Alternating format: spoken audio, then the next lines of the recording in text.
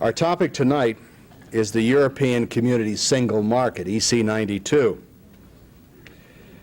Our guest has just returned from Montreal, where he's been engaged in participating in the midterm review of the Uruguay round. And as we all know from reading the paper, there are a number of issues that remain, including those of agriculture, which will have something to do with EC92's future role. And of course, EC92 will mean a lot to Europe's strength and prosperity and the nature of the global economy, certainly to the vitality of the Atlantic Alliance, will have something to do with European-U.S. trade relations, among other things, in the future. So it's a very important, obviously important development, and we're delighted that our guest will be dealing with that subject. Secretary McAllister was a Walker Fellow at the Heritage Foundation in economics from 1978 to 81. His first 2 years with the Reagan administration were in the Office of Management and Budget. He served as the Deputy Assistant Director of the Office of Policy Development in the White House. He was then Special Assistant to the President and Executive Secretary of the Economic Policy Council, which of course is the major vehicle through which the President formulates and executes domestic and international economic policy. And as you all now know, he now serves as Assistant Secretary of State for Economic and Business Affairs. Our topic is at least interesting, and our guest's credentials are equal to it, so it gives me a great deal of pleasure to introduce to you Eugene J. McAllister, the Assistant Secretary of State for Economic and Business Affairs.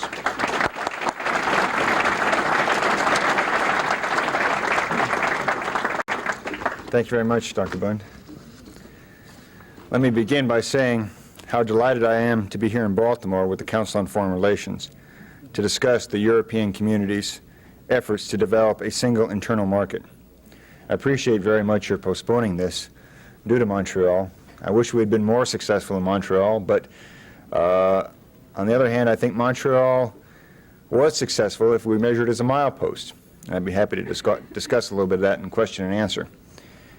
Let me devote my talk to the single market. The single market enterprise will have enormous consequences, not only for Europe, but for the United States, Japan, and indeed the whole world.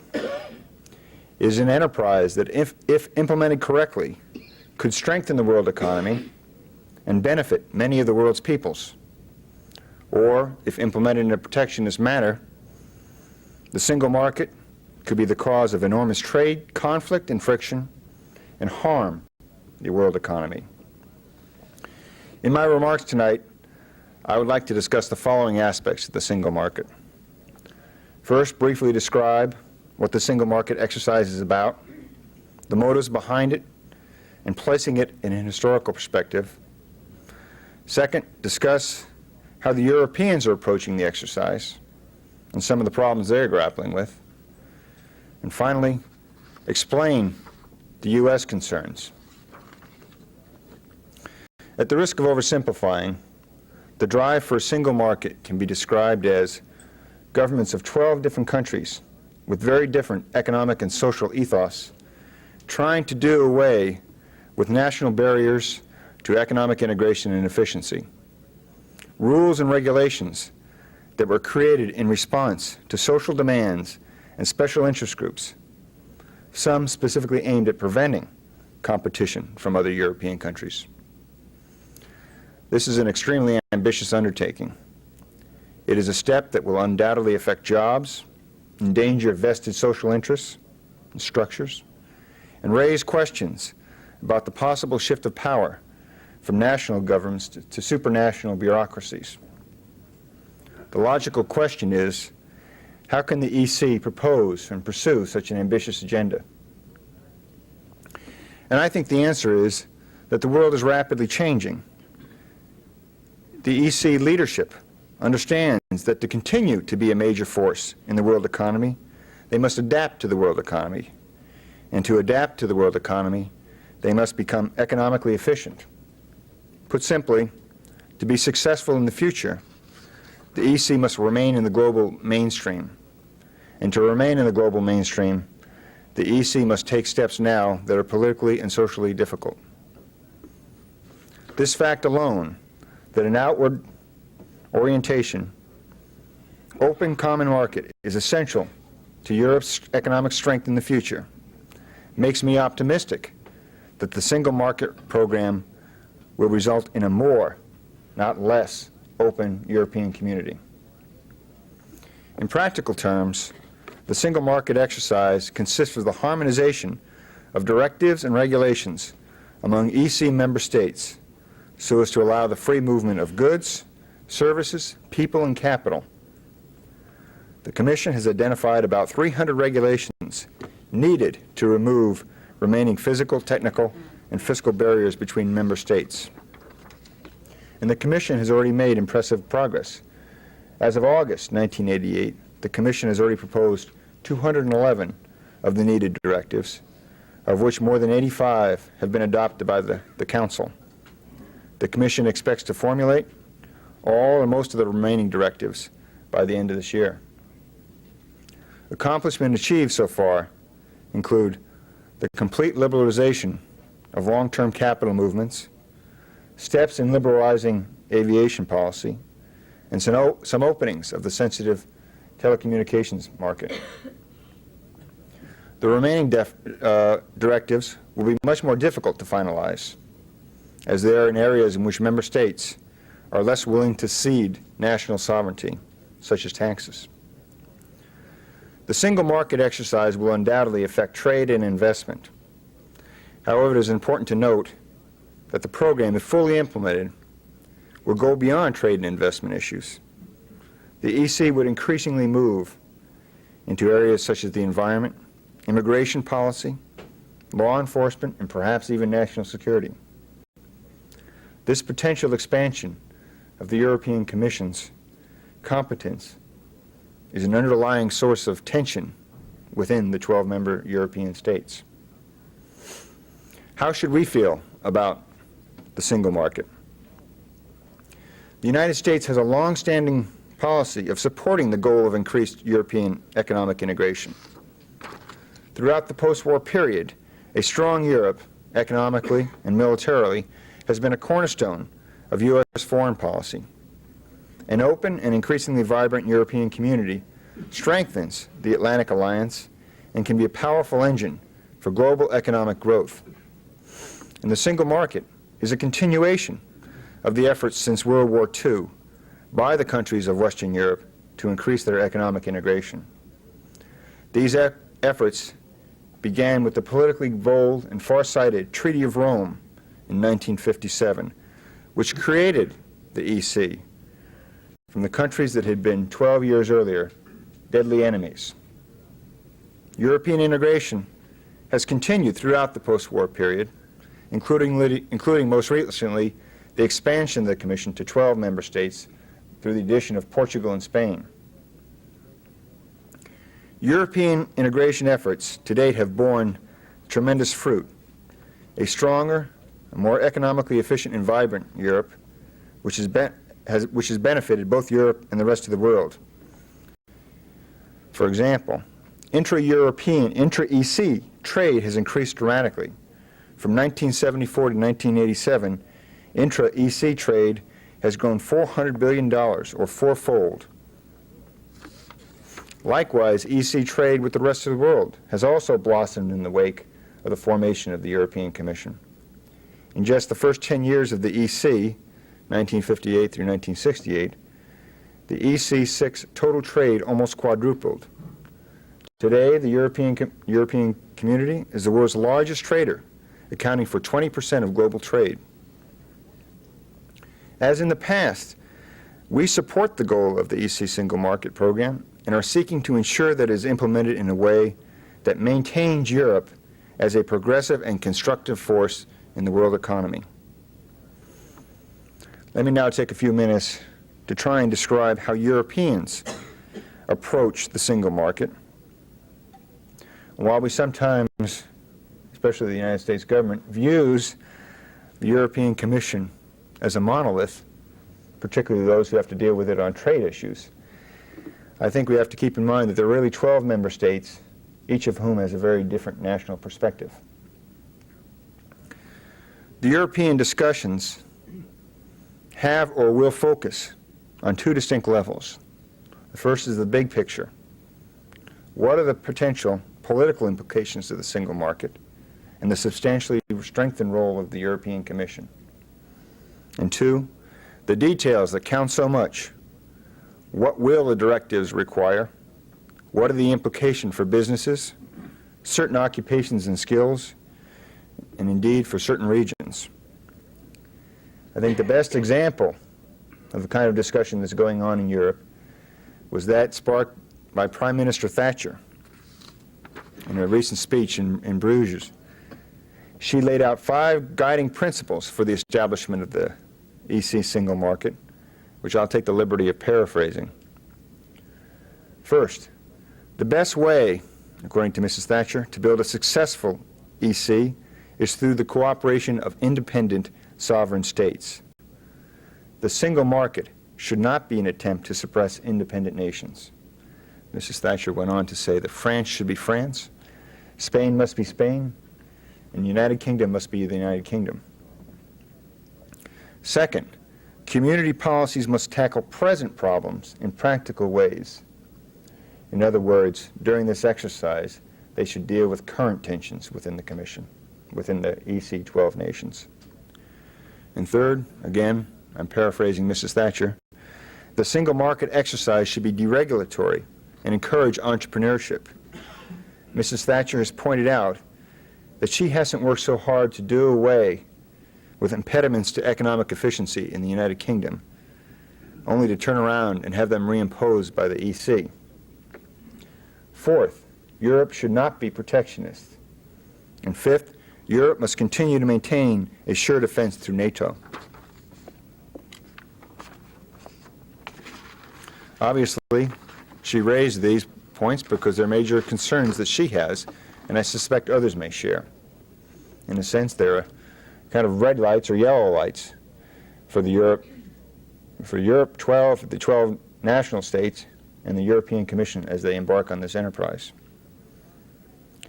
Some of the cosmic issues that have been raised in the context of the single market exercise include the harmonization of taxes within the European countries. Some fear that different levels of taxes will influence where businesses locate in Europe, and have urged that the Commission establish rules setting tax levels. Obviously, others believe that taxes are a prerogative of national government, and they should establish tax levels. Second is the goal of free flow of labor within Europe. In a sense, a very desirable goal, but this would institute a common immigration policy that would essentially depend on the least common denominator. In other words, the most lax immigration policy of the 12 nations would become the immigration policy of Europe. And third, the idea of a common central bank and monetary policy. I think there will undoubtedly be discussions of a common currency, and if a common currency, then why not a common central bank? And if a common central bank, then surely there should be a common monetary policy. Again, this idea runs into strong resistance as an intrusion on national sovereignty. These are all larger questions that may not be answered by 1992. Indeed, I'm not sure they will have to be answered by 1992.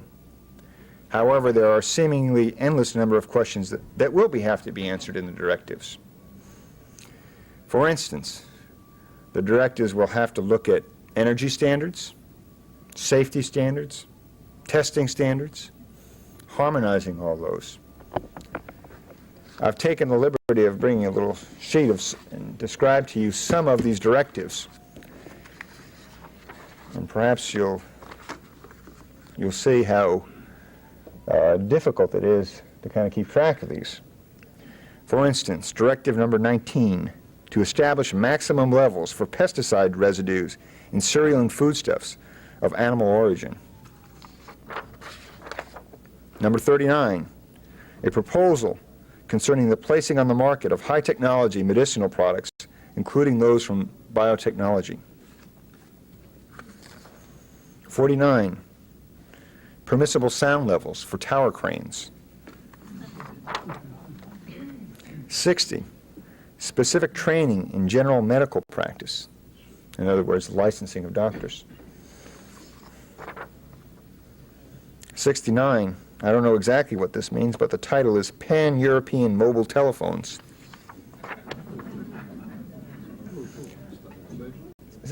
79, proposal modifying Directive 84/58 on lawnmower noise. 85, safety of toys. It sounds a bit ridiculous, but these are important issues. They're important for the European businesses, and they're important for U.S. businesses. And to its credit, I think the Commission staff is trying to do their best to reduce the number of necessary directives and to see that they do not make these regulatory. They've adopted the principle of mutual recognition. In other words, trying to eliminate some of these directives by recognizing the standards set by each of the 12 nations.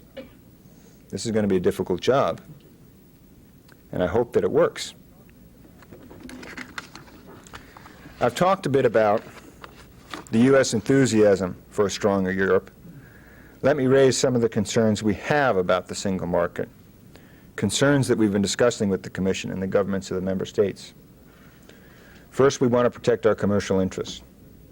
We do not want U.S. firms to be disadvantaged through regulations or policies that discriminate against U.S. subsidiaries operating in Europe or against U.S. exporters who have a product to sell in Europe. Second, we want to ensure that European countries continue to honor their bilateral and multilateral commitments, including those of the Friendship, Commerce, and Navigation treaties many of these countries have with the United States, the GATT, and the OECD. Third, we want to ensure that the single market program is deregulatory, not re-regulatory or over-regulatory. Let me elaborate a bit on these points. With regard to the first point, equal opportunity for U.S. firms, we are particularly concerned about any attempts to apply the principle of reciprocity, equivalent access, or other euphemisms that move away from the notion of national treatment. This is kind of trade jargon, so let me take a minute to illustrate.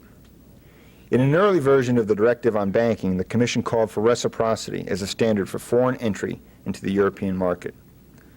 This standard is unfair, inefficient, and could be used in a protectionist manner. Strict interpretation of reciprocity might require that our banking laws be the same as Europe's before the Europeans will permit a U.S. bank to operate in Europe. We obviously don't have the same banking laws as Europe. In the United States, we place restrictions on interstate banking, and we do not permit our banks to underwrite securities. And if the Europeans were to press on reciprocity, it could very well mean that our banks couldn't operate in Europe. We prefer the principle of national treatment, which is a European bank wishing to operate in the United States would be treated as the same as a U.S. bank. In other words, they would be subject to Glass-Steagall and McFadden Act. And a U.S. bank operating in Europe would be treated the same as a European bank. National treatment, no one gains a competitive advantage, or no one is kept out of a market. When this directive came out, many of our government officials publicly and forcefully argued against reciprocity, and our arguments were heard. The Commission sent the directive back for more work, and very encouragingly, in an October 19 statement, the Commission pledged to approach the single market as, quote, a world partner. But this episode, which I hasten to add is not over, illustrates the vigilance that will be required in reviewing the directives coming from the Commission. In a sense, the process of establishing the single market can be likened to a major tax reform exercise in the United States. While the motives and goals are lofty, what really counts is the fine print in the legislation that is drafted in late hours with all sorts of lobbyists hanging around in the halls. Our second concern is that the EC maintain its bilateral and multilateral commitments. For example, the Friendship, Commerce, and Navigation treaties contain national treatment and most favored nation commitments. These principles are essential for the preservation of the free flow of investment and trade.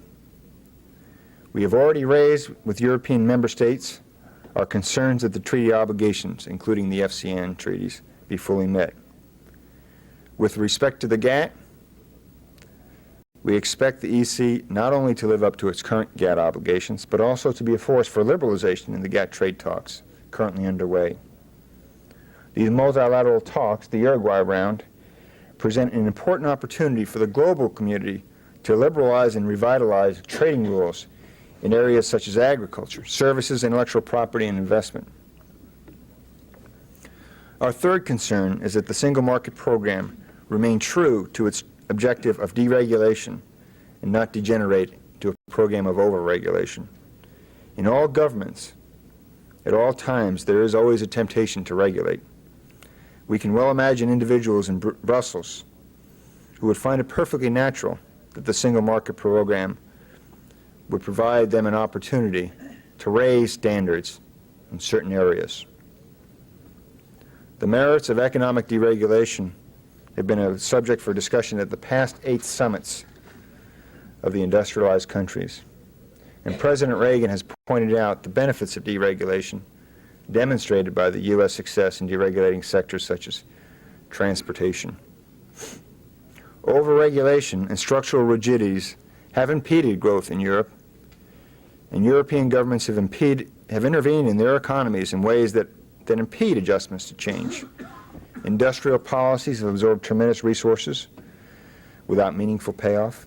Labor markets in particular have been made inflexible and stagnant by social policies and regulations that were intended to improve economic security, but actually have done the opposite. We hope that the EC takes advantage of the fervor in Europe for strengthening economic integration, to strip off meddlesome regulations and free up the potentially vibrant capital and labor markets in Europe.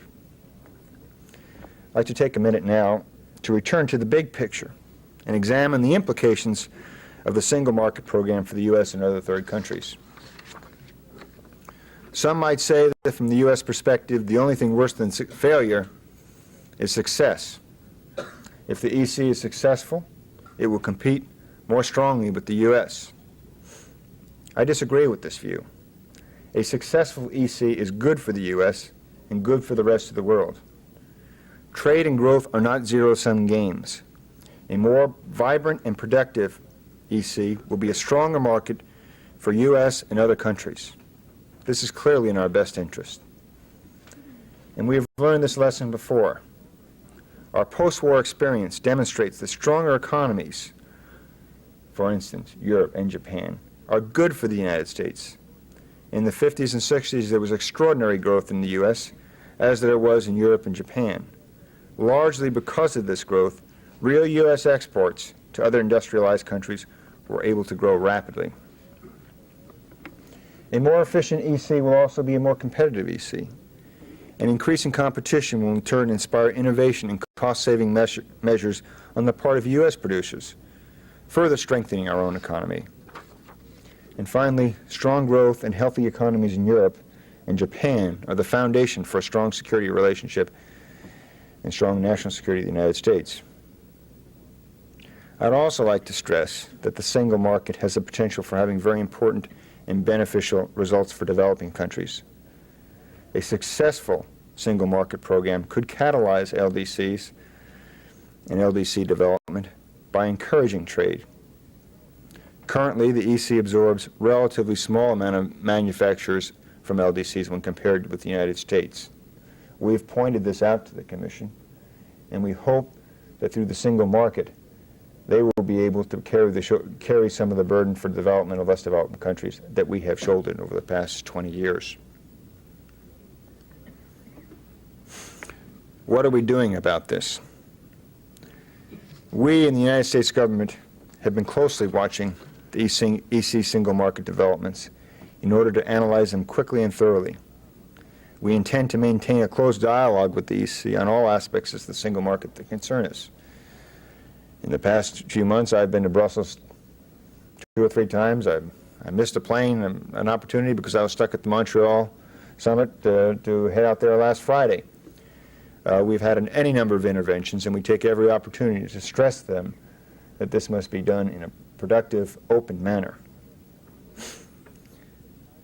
But my message to you is that private sector input is vital to making the government effective in dealing with the EC.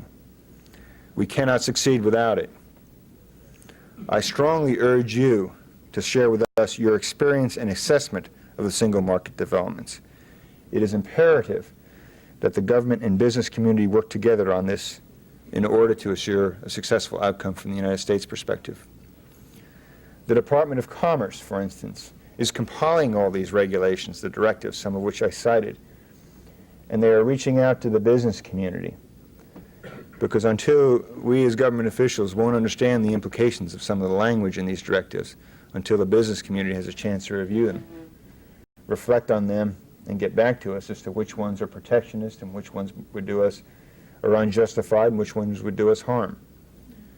I would be happy to take any cards or anything afterwards the speech and convey them to the Department of Commerce to get you on the mailing list. It is critical. We'll take care of the big issues, and we'll be happy to help on the small issues, but we need you to tell us what are the critical small issues. In conclusion, the question is, what kind of single market will Europe create? My feeling is that the motives are correct. They are trying very hard to redress problems that we raise with them, in a sense that this could be extremely helpful. But we must be vigilant. We have an opportunity to discuss this with the EC. It is in our interest, it's in the world interest that it be done correctly. And with your help, we can try and see that it is done correctly. I think the question is, whatever the Europeans do, can the Americans get it straight? Is that... Would you comment upon the complexities of unified approaches to driving, and whether indeed, I guess the larger question is, whether old habits can indeed be changed as the Europeans endeavor to resolve a lot of issues? Well, I think that's a very good question. The next time I meet somebody from the EC, I'm going to ask them that question, because I'm not sure they've thought about that. I think the larger question is, as Dr. Bunn pointed out, how do you change habits? And I think there is a lot of European interchange already. So I'm not sure how much habits have to be changed. I suspect the bigger question is the dynamics of change. How quickly can you implement change? You mentioned driving. For instance, one of the questions is trucking deregulation. Germany has very strict regulations on trucking. And many of the trucks that leave Germany come back empty. It's a tremendous source of inefficiency. How do they change that? And I think they can change that. But by doing so, they're almost by definition going to have to reduce the number of truck drivers. And it's not so much habits as it is adapting and the dynamism and the social adjustments that are going to have to take place that are critical. And I think that's the challenge, and that's the challenge, and that's where the great efficiencies will lie, but it's also where the temptations will lie not to undertake the right steps. Are we looking at the question is, I think, are we looking at a new set of actors, regional groupings, as opposed to national entities in the international global economy? Well, I think that's an excellent question, and it is one that is raised by any number of countries with us about the Canada FTA, and is one we keep hitting the Europeans on. Let me give you my perspective on that. I think first and foremost, the most important thing we can do is build a strong GATT, General Agreement on Tariffs and Trade. And the value of that is the GATT covers 96 nations. And there's no way we could negotiate 95 bilateral agreements. The GATT gives us a great opportunity to make rules affecting all world trade and do so in a non-protectionist manner.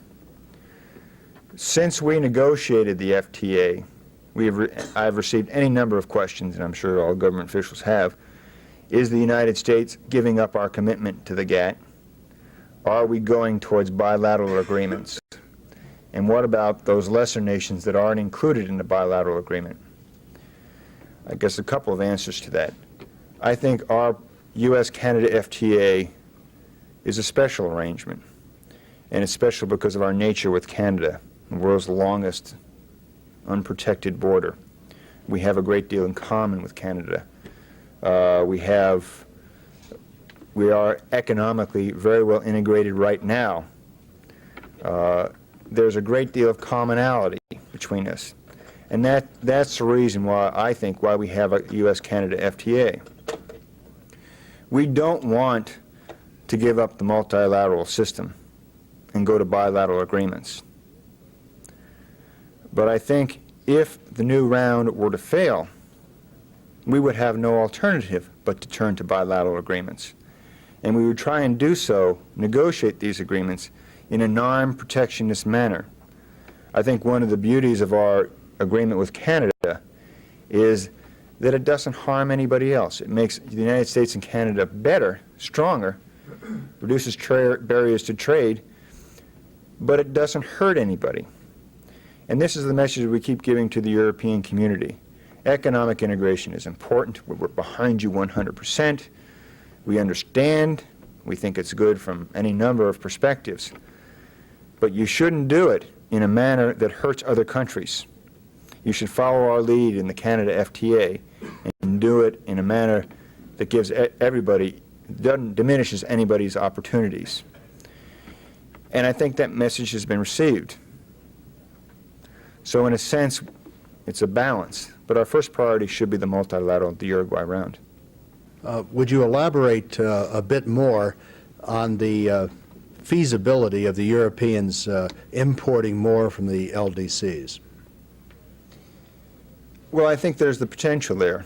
If you're a less developed country, instead of having to market in 12 different countries or 12 different markets, the single market could provide a single market and give you certain economies as you market your product.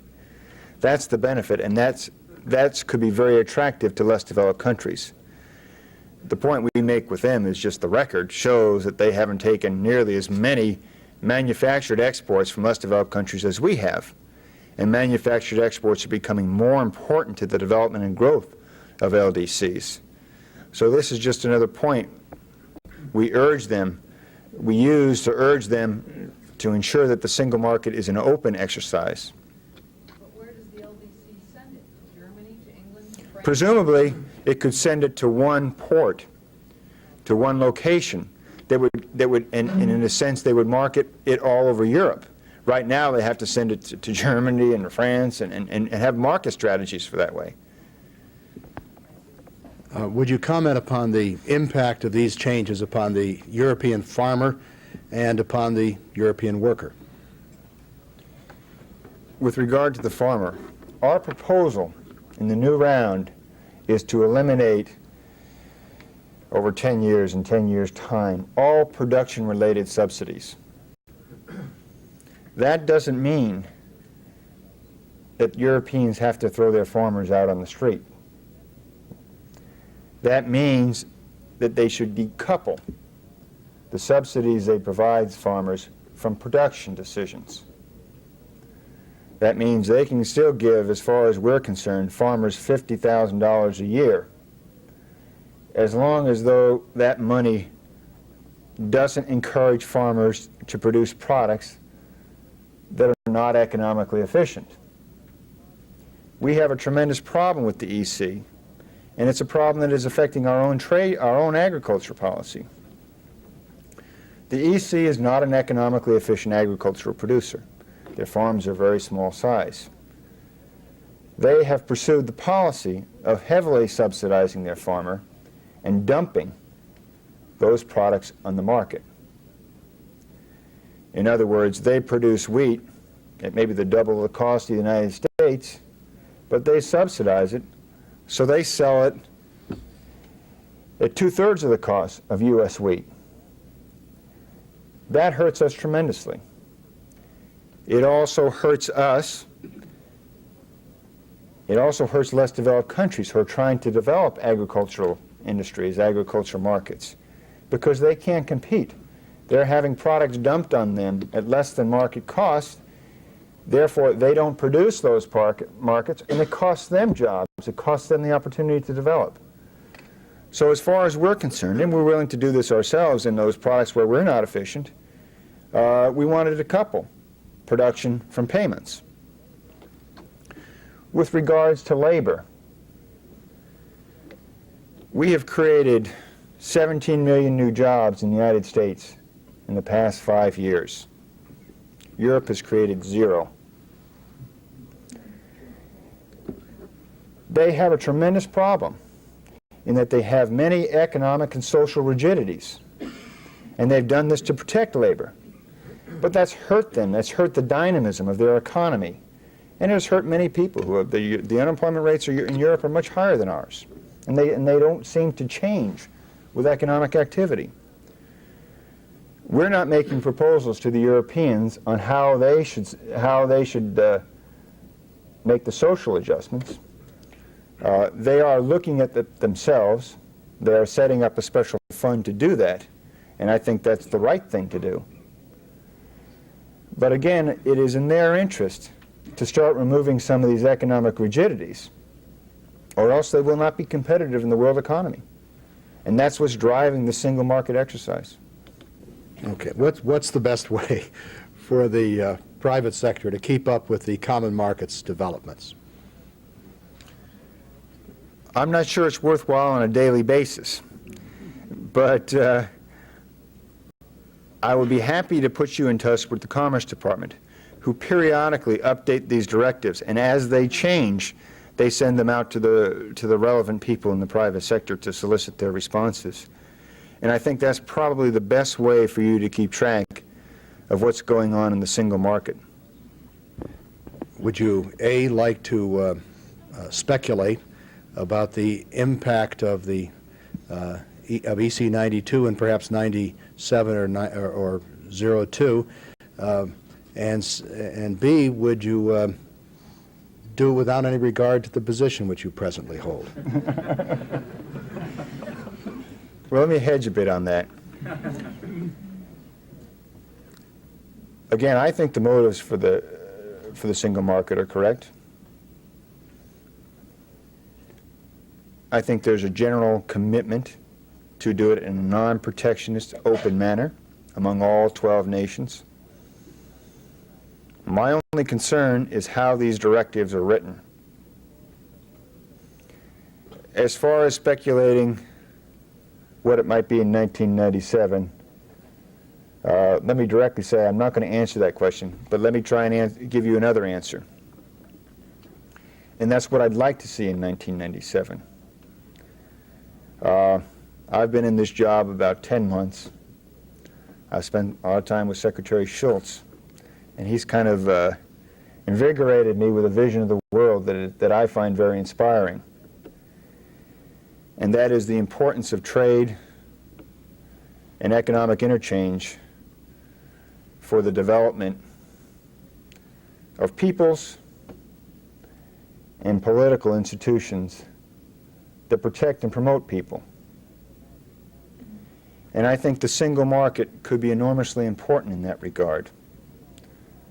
I think the post-war policy and the men and women who devised it showed enormous foresight and wisdom and courage. You look back where we were 50, 40 years ago, and we have the kind of world we have now. And I would hope that in developing this single market, those in handling this for Europe, and those handling it in our own U.S. government can exhibit the same kind of wisdom and foresight. Because I think, again, I think if it's done in the correct manner, the changes that could take place because of a correctly done single market could be very inspiring and very helpful to many, many people, many, many individuals. So I prefer to talk about what we should do rather than what might happen if we fail. What effect will these developments have upon the economies of Eastern Europe and that of the Soviet Union? That's a very good question. I'm not sure there would be any immediate impact. Part of the problem is that many of the Eastern European countries in the Soviet Union don't produce products that the West wants, or are hindered by internal policies that don't promote trade, that are economically inefficient, or by currencies that are not convertible. In other words, if you trade with this, if you're a U.S. businessman doing business in the Soviet Union and you earn some profits in rubles, you can't convert those to dollars. So there's kind of a natural inhibition on trade. I do find very interesting in the GATT negotiations, there's a group called the Cairns Group that was pulled together in Cairns, Australia, and what they are is a group of 10 or 12 countries that are pushing for free trade in agriculture.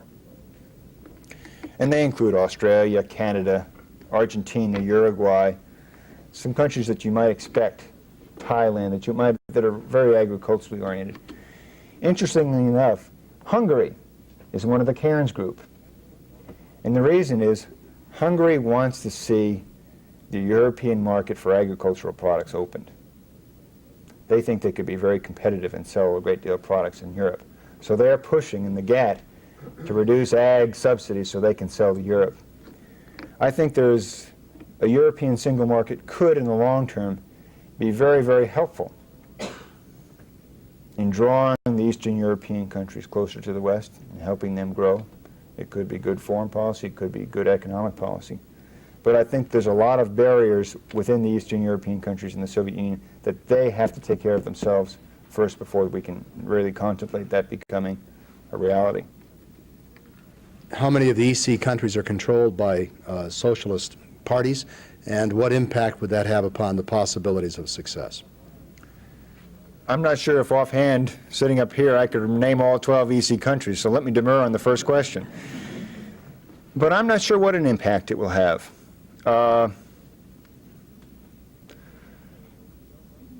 They may have socialist governments, but my sense is all 12 of the countries recognize that they must become more market-oriented and recognize this is an opportunity for them to become so. I think the tide in the world is changing. You can see it in the People's Republic of China. You can see it in the Soviet Union. I'm not sure that the fact that they're socialist governments really has much to bear on this particular issue. I can't say it jumps out at me right away. Would you comment upon how national security considerations might influence the nature of the agreements which are reached within the EC? I think the question of national security is one of those questions that Mrs. Thatcher raised, and that I'm not sure the Europeans have resolved how that's going to be handled. I have no doubt that will be handled, possibly through NATO, possibly through the Commission. I'm not sure. There's that tension as to who has the competence in this area. I don't think there's any question that a European industry that is needed for national defense would be retained, and we wouldn't complain about it being retained. We have in our own trade laws escape clauses which enable us to protect industries or products that are critical to national security, in Section 232 of the Trade Bill. It is an area that both the United States and European countries are extremely cognizant about, and I don't think that one is going to slip through the cracks. You're talking about each country maintaining industry for its own defense? Well, I don't think that question has been addressed yet. There's still the tension of who is deciding national policy. Again, it's the question of national sovereignty, NATO, the EC. There's that question of who's in charge. And I'm not sure the Europeans have sorted that out.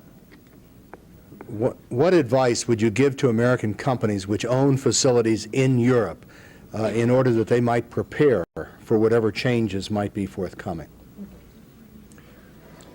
Are these subsidiaries of U.S. corporations or just...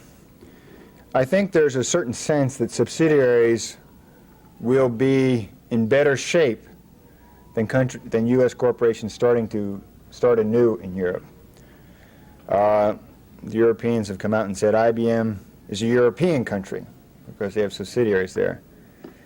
My best advice to you is be vigilant. Keep your eye on these directives.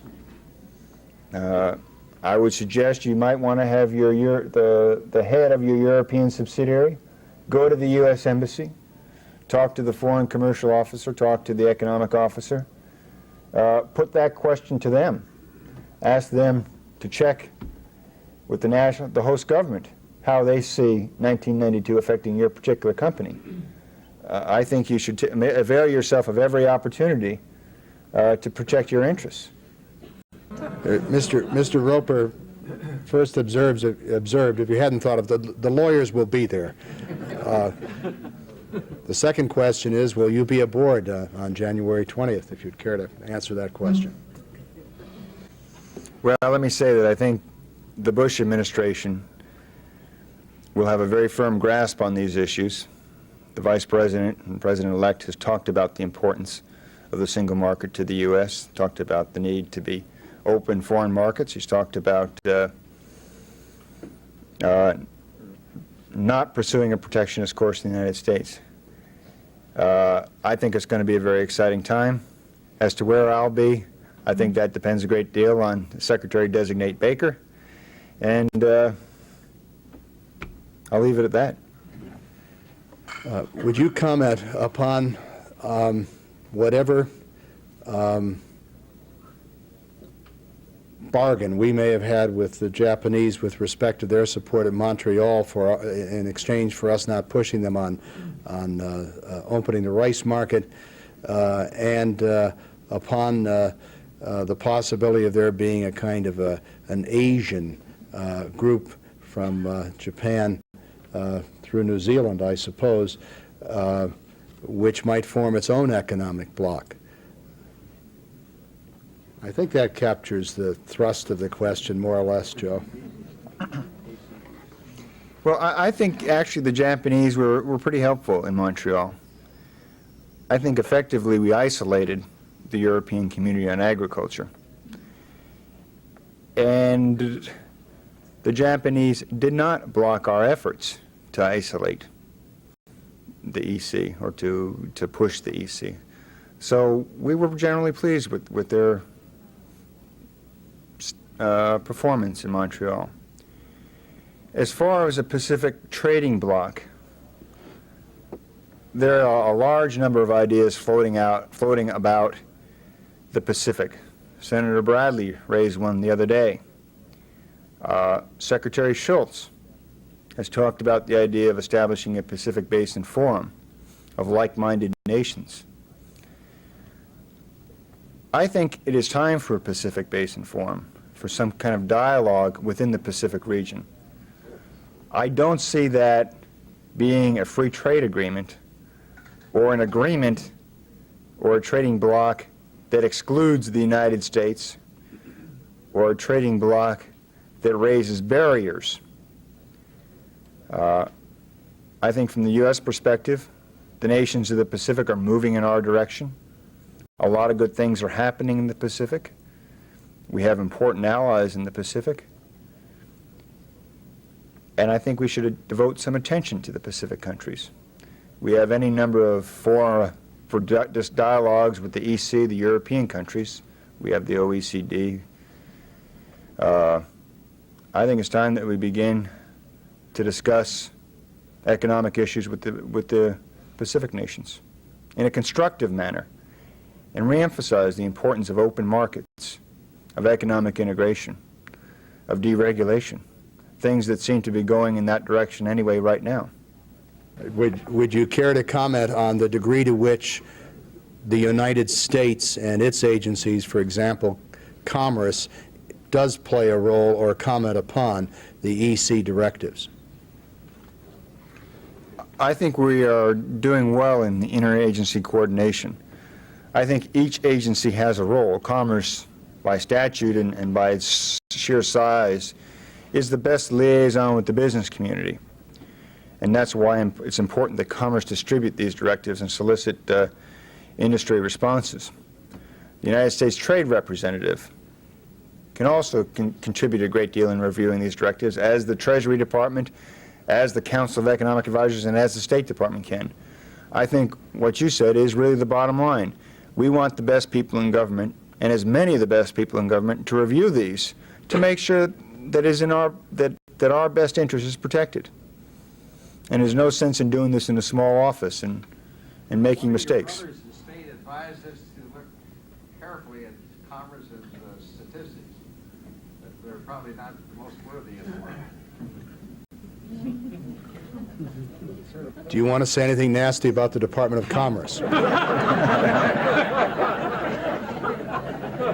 No, I think the Department of Commerce works very hard in compiling national statistics, and I guess there have been some questions lately about them. I might point out that those questions were raised by the Department of Commerce itself in an analysis, and they are very open about how they collect statistics, and I think they're very professional about it, knowing how important these statistics are for decision makers, for academics, for studies. So there's always that self-criticism that's going on, and I think the Commerce Department is to be commended for that. How can we circumvent or confront, as the case might be, the EC's unwillingness to import our beef exports? And I think you have in mind the specific limitations based upon the fodder that they're eating and what they've been exposed to, the chemical limitations. Yes.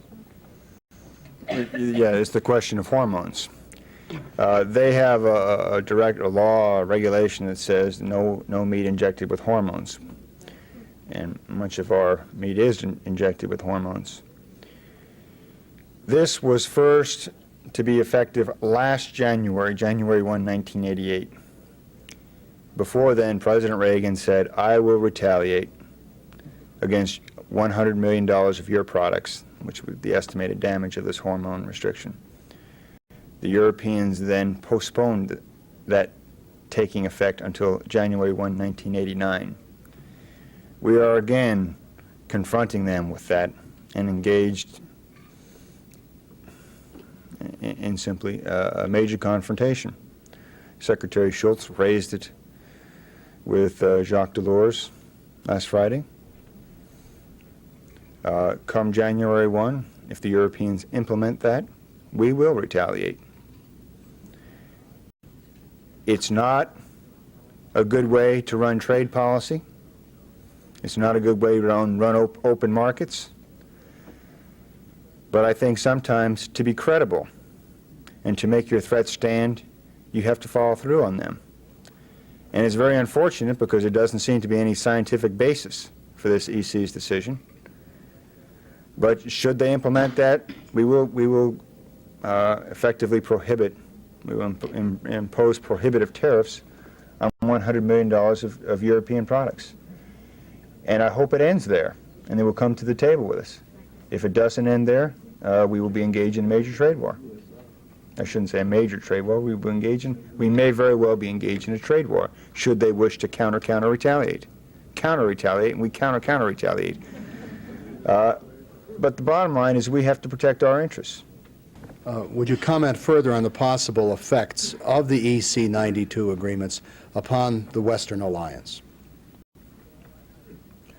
Well, I think it begins, and I would state this positively, if it is done correctly, Europe will become stronger economically. And that's important to us. And a stronger Europe economically is also important to us in a national security basis. So my sense is, and I believe, that if this exercise is successful, our U.S. national security will be improved. and our own economy will be strengthened. So I prefer to look on the positive and say this will be successful and we'll be better off. Would you comment upon the problem of developing a more common set of terms and understandings as one proceeds with the discussions with the Europeans about an economic future? Okay. Let me see if I can shed the chauvinist label a little bit. On the hormones, they did not consult us in drafting this regulation about no hormones in meat. When we found out about it, we said, well, let's take it to the GATT. We're both members of the GATT. This affects trade. This is clearly within the competence of the GATT. And they just wouldn't do it. So in a sense, we had an opportunity. We have an established multilateral forum to settle these differences. And the Commission said, we don't want, essentially has blocked that action.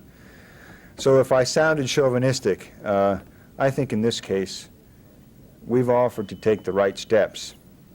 And they haven't picked those up. As far as the common language, I think you're right. It's not so much economic efficiency. We tend to focus on economic efficiency, and they tend to place a greater, or have in the past placed a greater emphasis on the social aspects, protecting jobs and things like this. But I think we are coming to a common language. And the reason why I say that is that the Europeans themselves have decided to embark on 1992. We didn't urge them to do it. They are saying themselves that they have to become what we would call, in our words, more economically efficient. They might call something else. But they realize they must change. And I find that very encouraging, and I find that very positive. And that's why I'm generally positive about the single market, what it means for Europe, and what it means for the United States. So in that regard, I'm certainly not chauvinist. I'm very hopeful, and I'm very impressed with the Europeans I've worked with on this issue. And this is what I mean by looking forward to 1997. On that very positive note, I'd like to thank you very much for being with us this evening. It's either economics is becoming much easier for everyone to talk about, or else you've done a masterful job. But I think it's been an interesting evening from beginning to end. And I know you came from a busy schedule this afternoon, and coming up to Baltimore to be with us is an awfully nice thing for you to do. Thank you very much.